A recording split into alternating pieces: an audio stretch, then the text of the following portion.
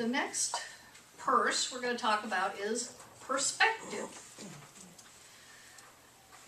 Our spiritual purse has perspective in it too, I believe.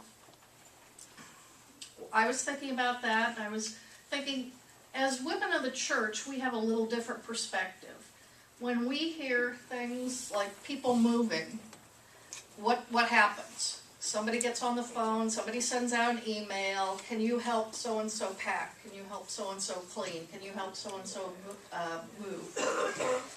We see a larger perspective. We see one that involves the fellowship of our ward members, of family, of friends. We see the perspective because we know that this perspective should be an eternal perspective. That we don't see what's coming today or tomorrow. We can see what we want to come in the eternities. And once again, I'm going to ask you, do you keep an eternal perspective? So if you don't, put that in your spiritual purse. You might want to think about that one. The next one is perspiration. How do we get perspiration on us? Just work, exactly. When we work hard, we perspire. Yesterday, if you were at the park, you noticed there were quite a few people perspiring, and thankfully I wore deodorant yesterday, so that was a good thing. It was getting hot. But we're asked to serve those around us. We're asked to help serve, not only in the community, not only within our families or church, but all around us when we see a need. What is one way we can look to serve others? Can anybody just come up with something off the tip of your head? How could we serve others better, do you think? Carol? Sometimes someone just needs an ear to listen, somebody to just talk to, maybe someone that's not a family member that they can just, sometimes that's all it takes. Pour it out to. Sometimes it's not even, you don't have to be a good friend. Sometimes they just want somebody that they're not going to see again. Hear the problems.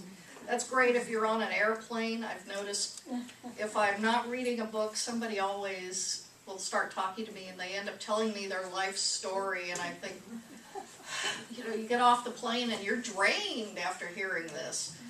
But you know that person needed you.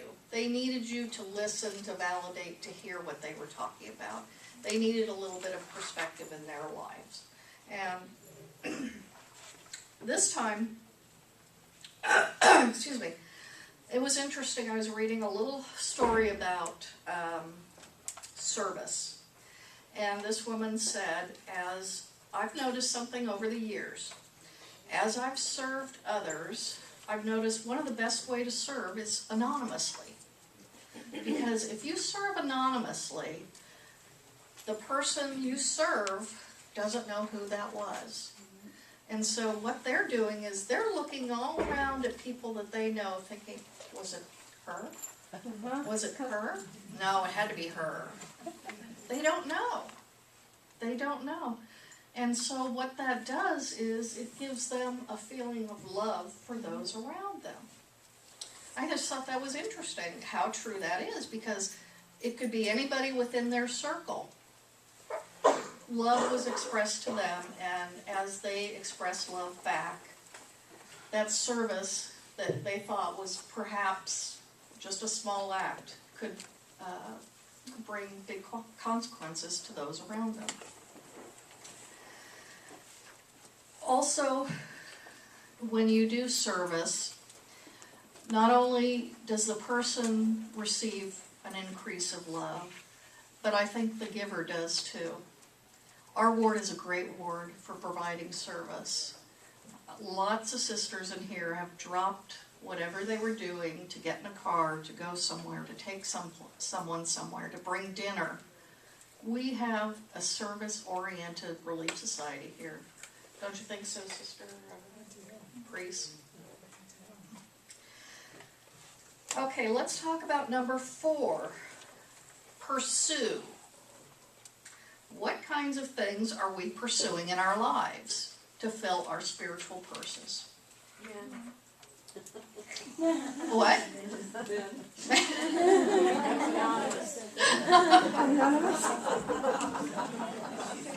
But he has to be worthy. He's got to be worthy. We have many kinds of neighbors, and some are friendly and say hello or hi or something like that, and some people, you can't break through to them.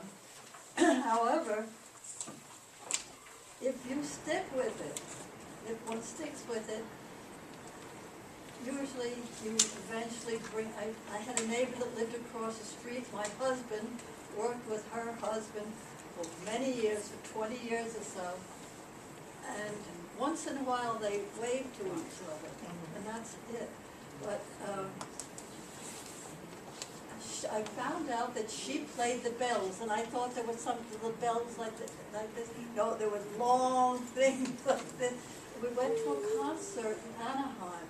It was delightful, and they had Toll House cookies for refreshment and some nice soft drinks. It was very good, and it was a pleasant thing, and I got to know her.